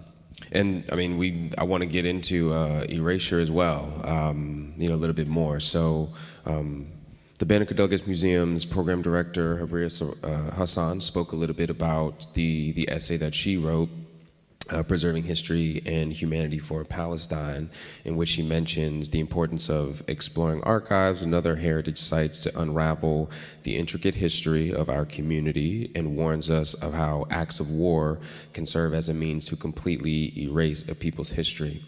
And I know from experience while doing research on this show, uncovering stories that have been filed away can be difficult. So I can only imagine how difficult it must be to find stories that have been intentionally kept from us. So Michael, I wanted to hear from you. Can you talk to us about the process of compiling the information for Black Power and Palestine, and if any sort of erasure and or censorship made that difficult? Wow, yeah. It's like asking a painter about painting, a historian how they collect. I just decided that I wanted to be as thorough as possible, and I really scoured. The SNCC archives, SCLC archives, NAACP archives, stuff in the U.S. State Department, university collections. I wanted to cast as wide a net as possible, to be as thorough as I could, and also not to miss certain stories. And there were some that I look back and I missed. But most things were completely accessible. I did get one or two people who, Ethel Minor, the woman who really broke all this. People talk about Stokely Carmichael and the Panthers. Again, as I said, the SNCC article that really started all this public discussion was Ethel Minor. And I know she must have received my letters, emails to her sister. She didn't want to talk, and I respect that. I could not get Angela Davis to talk, even though I sent her a copy of the book. Sent a copy of my book on the white left to AOC and Rashida Tlaib. Their offices did not get back to me. But I will say that the most, I don't want to say poignant, but I spoke to a white woman, Jewish white woman, who was in Freedom Summer in Mississippi, knew those people. There were photographs of her playing her guitar. She later became associated with the Heather Booth, with the feminist movement. And I called her, and we spoke on the phone, and she was nice enough, but said, I really don't want to talk about this. It was a painful experience in the history of blacks and Jews. And I frankly hope no one else talks to you about it. It's a painful, and that was the one attempt at really serious pushback, or what I might say erasure, of someone saying it flatly out loud, that, particularly for Jewish Americans, but maybe others, that the stuff you're digging into brings up painful memories, and so maybe we shouldn't talk about it. That didn't ruin the book, but I just tried to be as thorough as possible, to ask people honest questions, say who I was. Generally, they were very willing to talk. The interviews I did, besides the documentary evidence, when I could reference specific things in documents and ask people, oh, right, I remember that, and tell me about your thought process during all that. Again, I wanted people to have, all people, but particularly the affected communities, to have as detailed a history as possible. So I wanted to be as thorough as possible, and generally found that I was unhindered.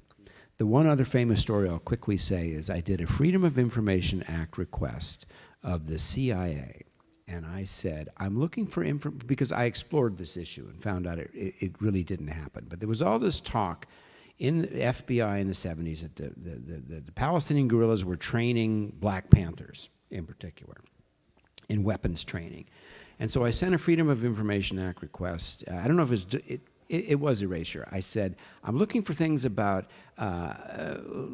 militant Americans receiving training from Palestinian guerrillas in the Middle East. Got an answer. That's too broad. We need something more specific. I said, I'm looking for information about Black American activists traveling to the Middle East to be trained by Palestinian guerrillas. Got another letter. Well, that's still too broad. We can't do a search. Okay.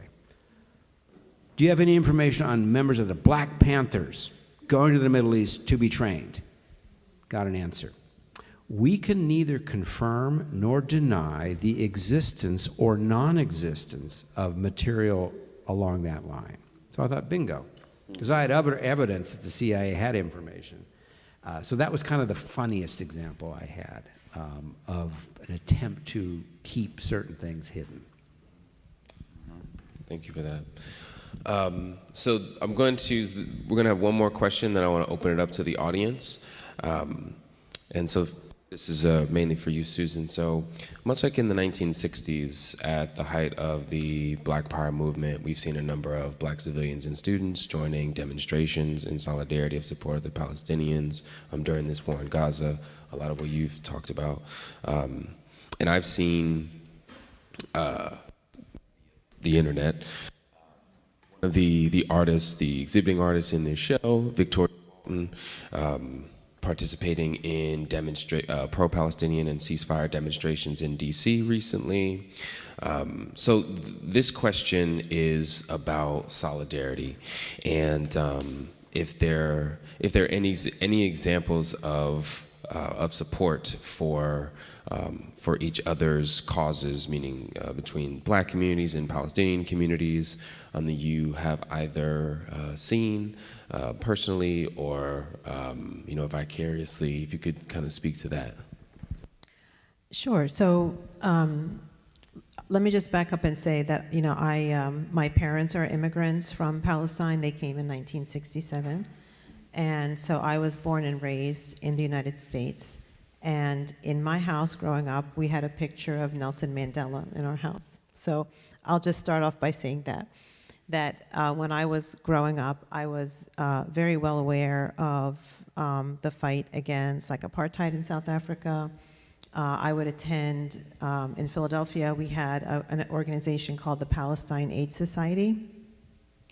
And unfailingly, whenever we had protests in front of the Israeli embassy, it was always the Black community of Philadelphia that showed up with us to march with us and hand out flyers and work with us. And so I grew up in a space where there was a lot of reciprocal work being done, and it was, it felt like a very comfortable and safe space for me. And if I can just speak maybe a little bit to solidarity in terms of literature, I'd like to just do that for a second, because that's kind of my wheelhouse. The first time, as a Palestinian American growing up in this country, where I was told repeatedly, once told by a college professor that Palestinian is not an actual identity, that I was actually Jordanian. This is something that happened to me. Palestine is not a real thing, it's an invented identity. Rutgers University, 1994. I'll tell you the professor's name later. I'm so petty, you have no idea. So,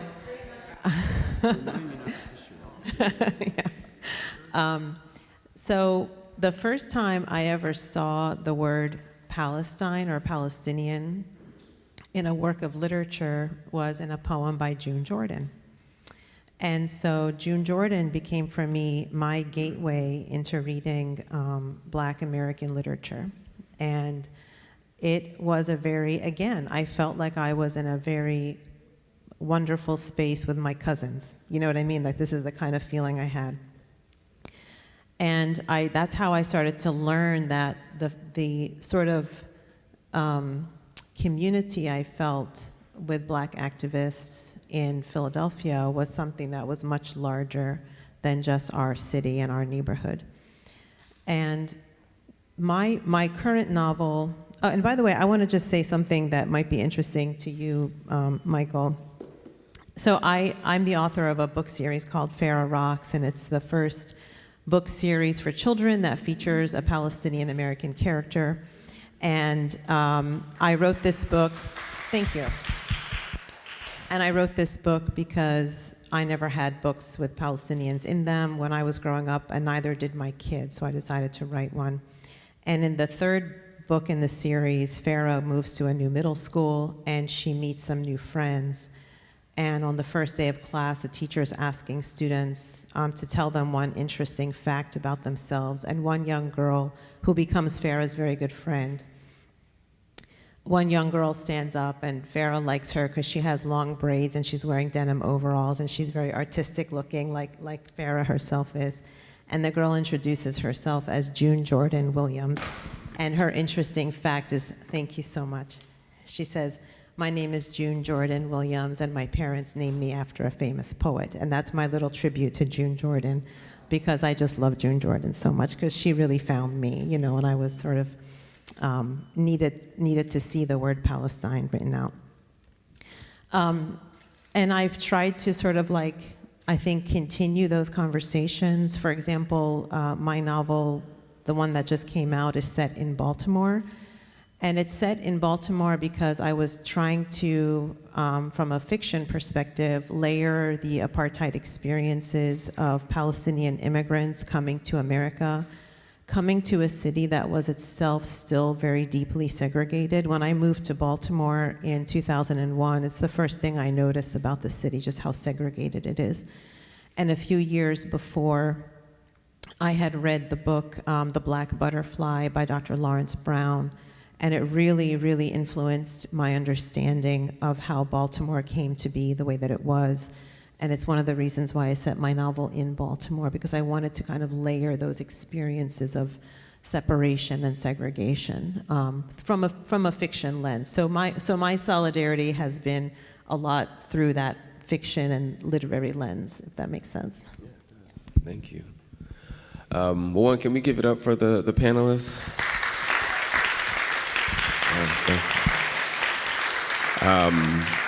And now we're going to open it up for questions. I just saw a hand here. Did you, in the white shirt, did you raise your hand? Yeah. Okay. Yeah. Actually, I have a question. Oh, you have a question? Okay. I'm supposed to be gone. I couldn't leave. It's just too good. I'm Bishop Craig Coates. I'm a local pastor of 30 years and historian, and I am the organizer for the Celebrate Annapolis Juneteenth Festival. And I just want to say hats off for everything that's happening. I can't wait to come back here to really go through this. This is incredible. I'm so happy to have signed up to come here today, because I wrote a book in 2020 during COVID from a pastoral perspective. I went back to school to get the degree in African American history in 1998, when I was burying a lot of young black men under the wrong theology that there was just something wrong with them. From the influence of Jawanza Kunjufu, I went back to school, and it changed my theology completely, liberated me. And so I write from that perspective, and I wrote this book, and you here today encouraged me that my book's not dead, that it's just a matter of time. I think it was ahead of its time. I talked to the Black church about 4 perspectives that we must embrace in a post-COVID society in order to remain relevant.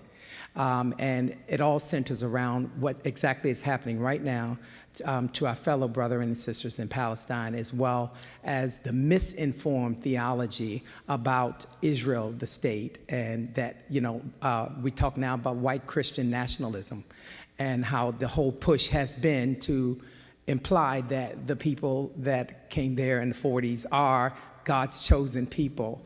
Which is a completely wrong narrative from the very Bible we follow. So hearing you today just revved me up again, because, you know, for a while people were reading the book during COVID, but then it kind of died down. I got shunned by a lot of black pastors, but now people are starting, that are not pastors, are starting to read the book.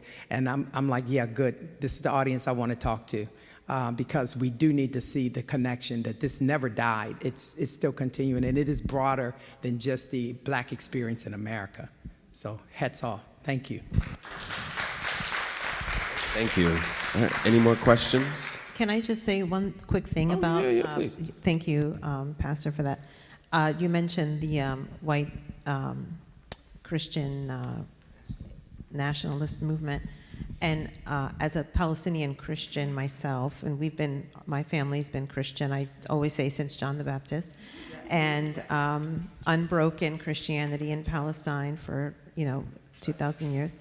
And I take a special offense to Christians in this country who do not recognize the diversity and the richness of Palestinian society, that we are actually a beautiful, inclusive, rich, diverse society, and that Palestinian Christians are being devastated along with Palestinian Muslims. So I just wanted to mention that, and thank you for your comment. The oldest church in Gaza was destroyed very early in this process. And, you know, at Christmas, this last holiday, I sent this tirade text to a lot of my friends. I said, you know, the Christmas story was of Mary, Joseph, and Jesus fleeing oppression. And to get to Egypt from ancient Palestine, they literally would have had to traverse Gaza. And would they be able to do that now? No, there is a fence. And the poignancy of that, you know, those two stories, that they could leave. The people in Gaza can't leave. Churches, mosques, every single university is destroyed there. Most of the hospitals are destroyed there. And so, yeah, I mean, if the church writ large, black, white, Korean, can't speak to these issues and call for something as basic as a ceasefire, then, as someone raised in this tradition, but I've left it, what the hell is the church for? Sorry to be a bit strident there.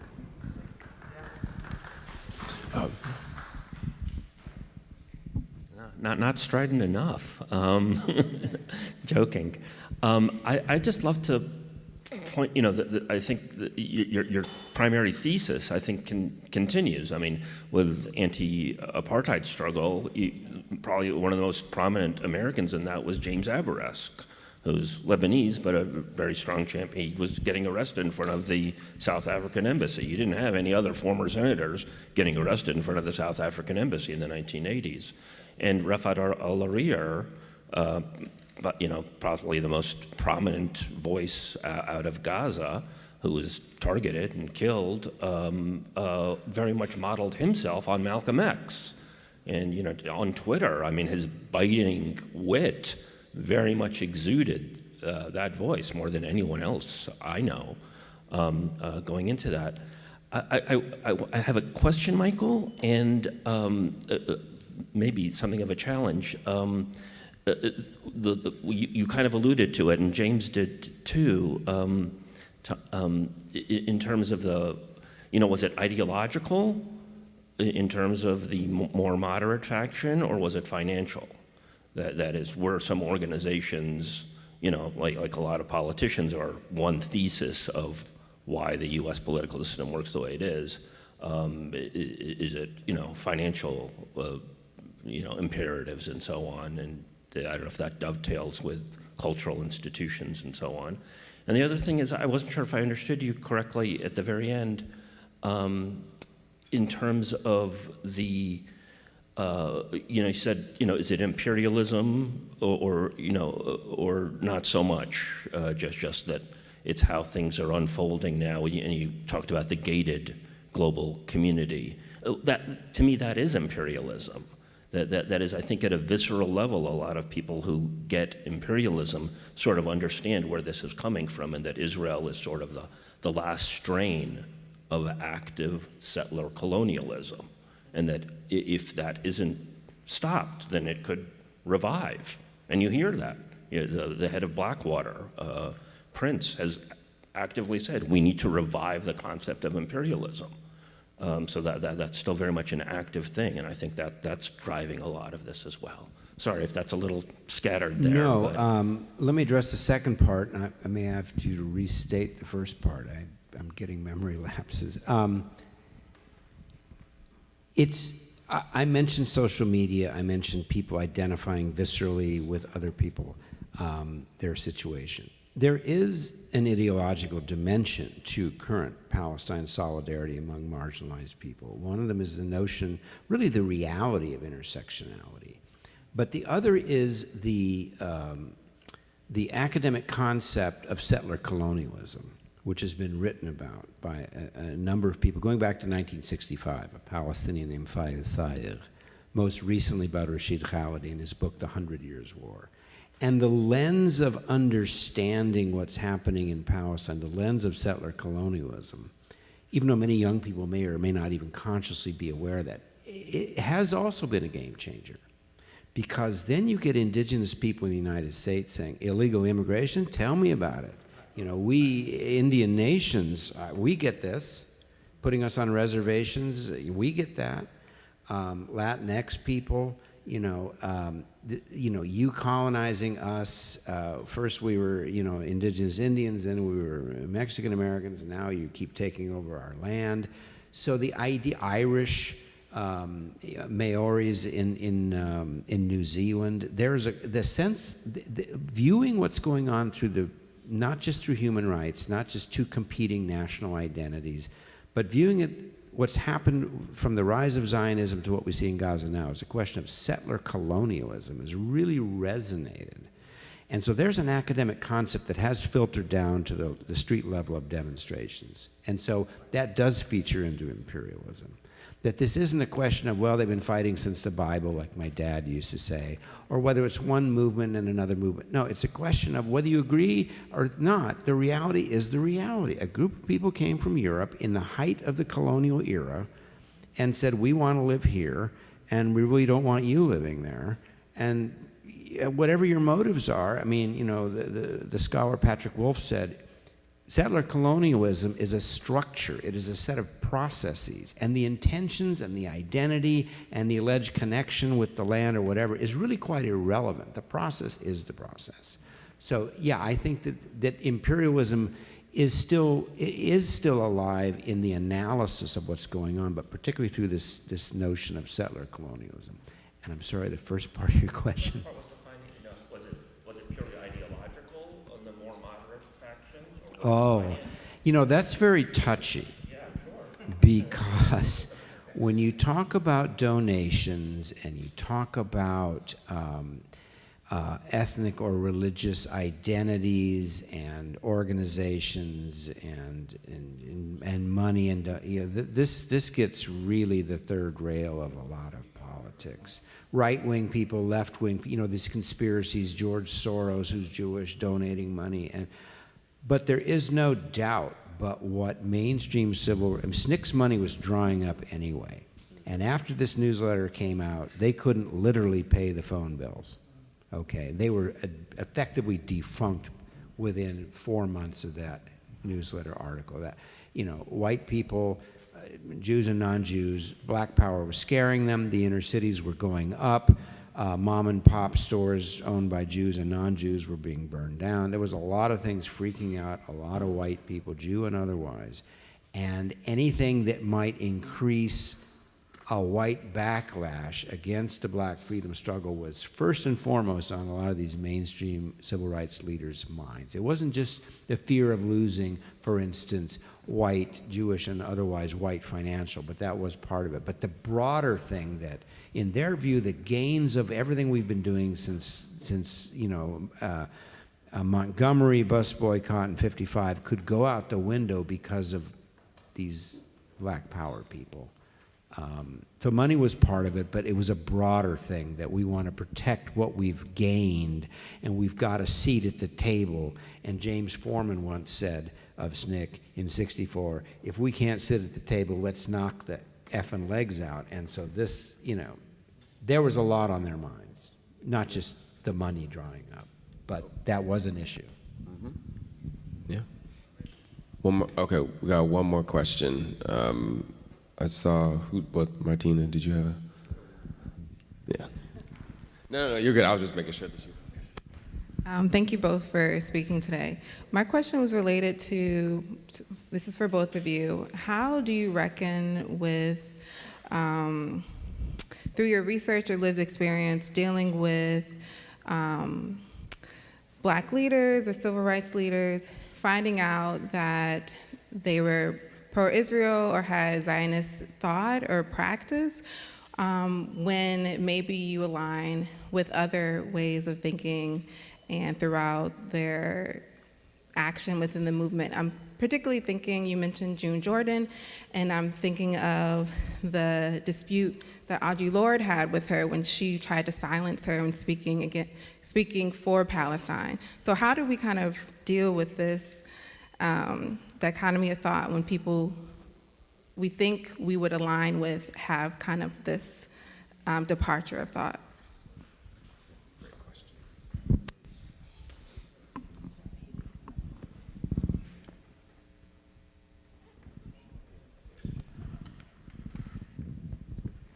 Yeah, I don't, I mean, I kind of always, I hope I'm answering your question, I hope I'm understanding your question correctly. I always assume there's going to be, like, you know, division in every community, and I'm not surprised that there's different, you know, ideas about what's happening, among the Black community about Israel-Palestine and how to react to it. I'm heartened by, you know, and this is not the first, you know, this is not the first time, obviously, that Gaza has been bombed, right? It's like the 5th bombing Gaza has been through in recent memory, but of course, there have been many other atrocities along the way. I'm thinking particularly of 2014, but I'm thinking of the fact that right now, many Black voices are speaking to each other about this, and that's the conversation I'm listening to. So, for example, at the DNC, when it was very clear that a Palestinian speaker wasn't going to be allowed to speak, I mean, I was actually, to be honest with you, I was quite shocked by that. I was really shocked by that. I was really surprised that they were not giving just 3 minutes on stage to a Palestinian voice. And, you know, there were a lot of people saying, well, you know, what if they went off script, which is, by the way, one of the most racist things you can say, that this radical person can't be controlled and can't follow the rules. And anyway, but I was very happy, for example, to see, like, Ta-Nehisi Coates, like, wrote an article saying that, like, a Palestinian should be allowed to speak. It's wrong if they're not. Like, so I'm sort of more like listening to the conversations within the community.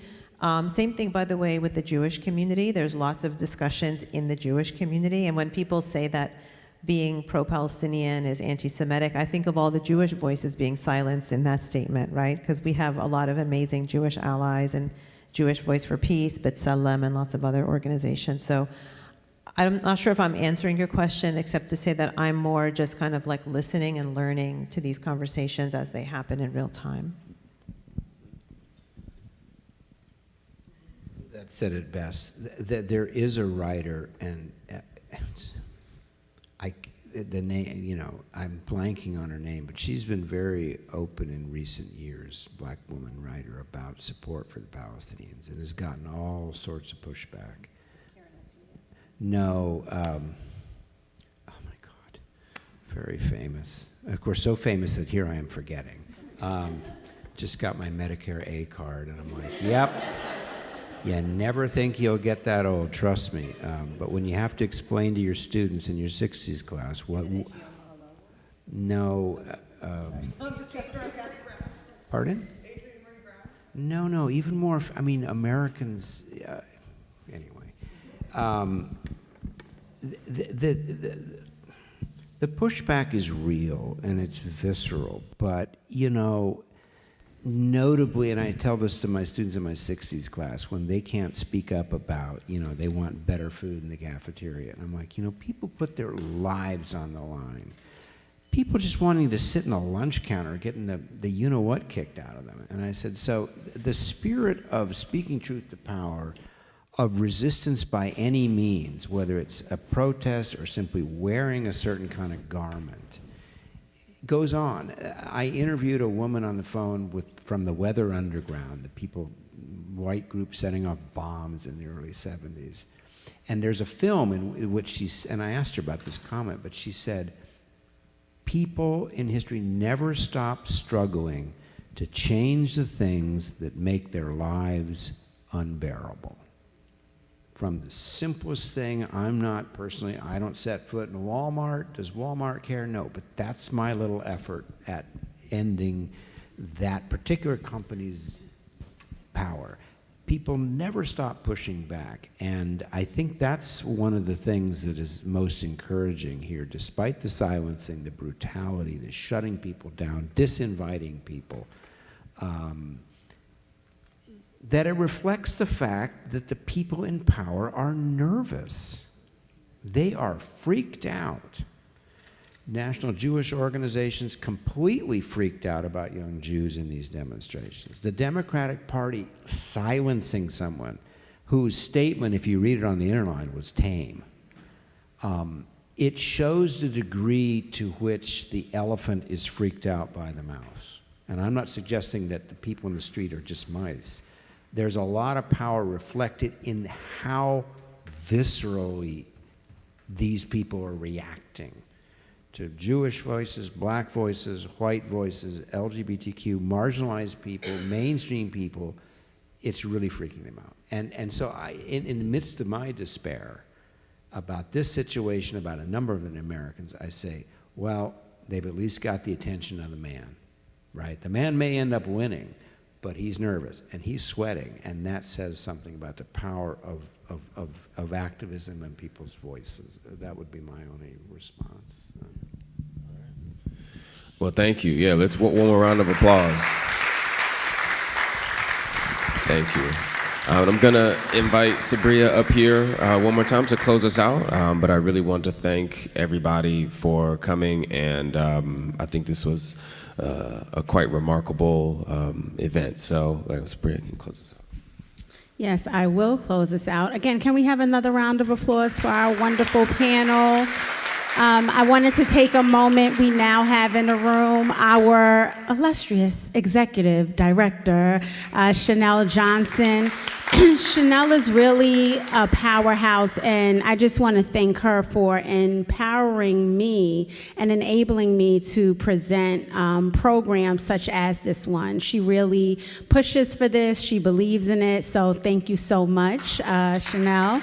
And I am just going to end. I know I said in the beginning there was a story I didn't want to tell, or I wouldn't tell, but I'll really briefly just talk about it, inspired by the lecture. In 1987, my mom took me and my siblings to see a film called Sarafina. My mom would take us to see films, and as a 7-year-old, wouldn't really give us much context into what we were seeing. So I remember watching it and being scared to death. And it wasn't a horror movie, but for me, it was like, what's going on? Like, why are these people fighting? I thought slavery had ended. What's going on? And then just started thinking, could this happen to me? Could this happen to me and my friends? And of course, my father actually being a part of the Black arts movement as a member of the Last Poets, this stuff was really just like ingrained in us. So now as an adult, again, just coming back to what can I do as a professional, as a person, what can I do? And it's things like this, programs like this, thanking you all for being a part of this discussion, regardless of what side you're on, because there are sides, but just being open and willing to be a part of the discussion. I thank you all as the audience. Again, I thank you all so much for such a rich discussion, and we hope to see you at Lindsay, I had Lindsay speak before. Yeah, yes, that's what happens when you come late. Yes, but I will thank Maryland Humanities again for their part. Of course. Thank you for this rich partnership, and thank you all. Thank you, and we hope to see you at our next program, which actually here tomorrow with the Annapolis Songwriters Festival, we'll have some free music right here in Verda Welcome Hall from 10 to 1. So if you're around, come on over and join us. Thank you all.